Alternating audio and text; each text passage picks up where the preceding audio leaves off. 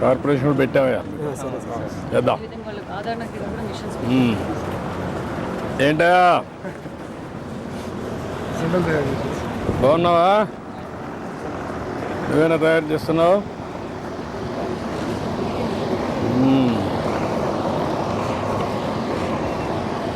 ఇంకా ఏ ఊరు మీది? ఈదరా. ఎంతమంది ఉన్నారు మీ ఊర్లో? ఇలాంటి కుటుంబాలా? ఎక్కడ మార్కెట్ చేస్తున్నారు ఇవన్నీ? మామూలుగా ఇళ్ళ దగ్గరికి వస్తారయ్యా, లేదంటే చావుకుంటే గరి ముందుకు పెళ్లికి వాటికి వస్తారయ్యా. ఎక్కువగా ఎక్స్పోర్ట్ అయ్యి అనే విధానం లేదయ్యా.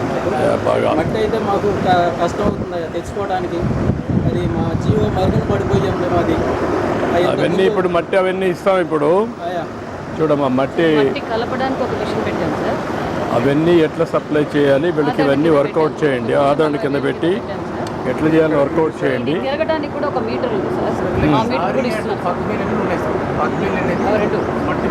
నాకు ఒక పని చేయండి, మీరు 50 కులాలు 140 ఉన్నాయి.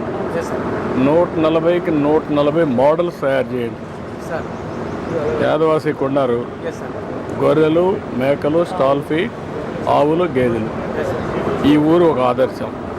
ఇట్లా ఒక డిఫరెంట్ కమ్యూనిటీస్కి డిఫరెంట్ క్లస్టర్స్ తయారు చేసి ఒక 100-150 క్లస్టర్స్ ఈ సంవత్సరం స్టార్ట్ కావాలి.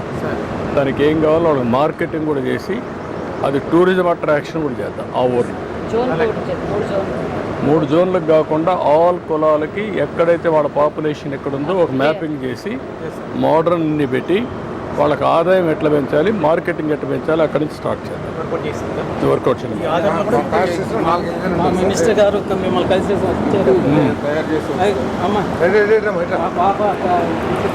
నువ్వేంటి బెటరా? నువ్వేం చేస్తావు అమ్మా? బీటెక్ కంప్లీట్ అయింది సార్. బీటెక్ కంప్లీట్ చేస్తున్నావా? జాబ్ కోసం వెయిటింగ్ చేస్తున్నాను. ఏ సబ్జెక్ట్ మనం? Java full stock sir. Java complete అయింది సార్. జావా. ఈ అమ్మాయికి కూడా మీరు ఇమ్మీడియట్గా ఉద్యోగం ఇప్పించారు. ఒకవేళ ఏదైనా ఇస్తున్నది మా ఆఫీస్లో కోఆర్డినేట్ చేస్తారు. ఇక్కడ 2 జాబ్ మేళాలు పెట్టాను సార్. ఒక దాంట్లో 567, ఒక దాంట్లో 130 జాబ్లు ఇచ్చారు సార్. ఇప్పుడు ఫాక్స్కాన్ అని చెప్పేసి